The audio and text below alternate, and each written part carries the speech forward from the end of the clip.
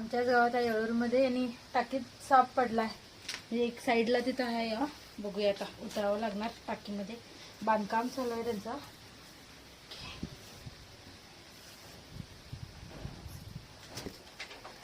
त्यांनी काढायचा थोडासा प्रयत्न केले पण त्यांना कोणता साप आहे कळलं नाही आणि मग आम्हाला बोलवलं त्यांनी.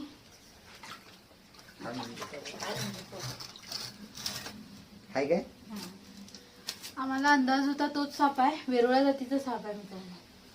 कारण पाण्यासारख्या ठिकाणी असं तोच साप जास्त प्रमाणात बघू शकता. अशा पद्धतीनं साप असा बसलाय आतमध्ये आणि जास्त गॅप असला तर तो आतमध्ये सुद्धा जाऊ शकतोय. काढूया त्याला. घ्या शूटिंग. पाण्यात केला पकडला सुद्धा. बरंच मोठा आहे.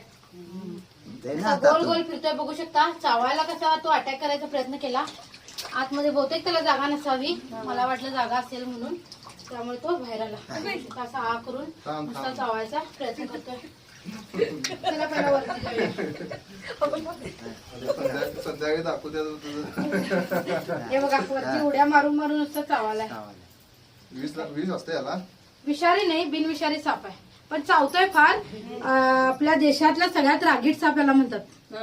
चावतोय भरपूर पण विषारी नाहीये. उड्या मारून कसं चावलेलं बघितलं नाही. आणि हा अग्रेसिव्ह असल्यामुळे म्हणजे फार रागीट असल्यामुळे आणि त्यामुळे मग लोकांना मारायला वगैरे लगेच तो हाताशी गावतोय आणि मेला सुद्धा जातोय. म्हणजे त्याचा हा जो हुनर आहे त्याला खूप महागात पडतो. लक्षात घ्या. एकाच ठिकाणी बसून राहतोय. जास्त इकडे तिकडे पळापळ करत नाही हा साप. तर असेच बिनविषारी साप सुद्धा आपल्या आजूबाजूला राहतात. विषारी असतात तसेच. त्यामुळे एक अवेअरनेससाठी सांगायले याच्यापासून काय धोका नाहीये. आणि चावतोय फार म्हणते मी पण चावला तरी काय प्रॉब्लेम नाही कारण बिनविषारी साप आहे.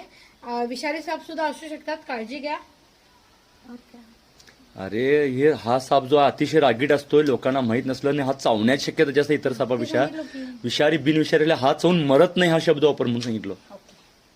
ठीक आहे. हा साप बिनविषारी तर आहेच पण चावण्याची शक्यता जास्त असते हा साप चावण्याची. हा साप चावल्यानंतर कोण मरत नाही लक्षात घ्या. त्यामुळे घाबरून तुमचा जीव जाऊ शकतोय पण हा साप चावल्यामुळे मृत्यू का होणार नाही कारण बिनविषारी साप आहे त्यामुळे काय धोका नाहीये. ठीक आहे पॅक करूया. व्हिडिओ आवडला तर लाईक करा शेअर करा कमेंट करा.